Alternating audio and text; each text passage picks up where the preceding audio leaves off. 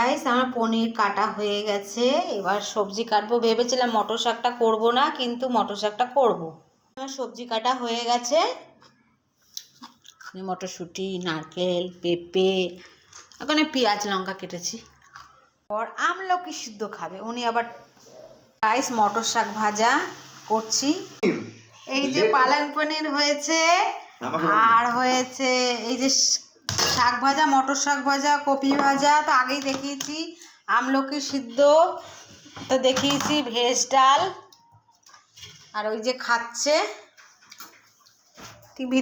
ভিডিওটা কেমন লাগে তো কমেন্ট শেয়ার করবেন। আজকের মতন টাটা, বাই বাই। এই যে এবার আমি কাজ করব।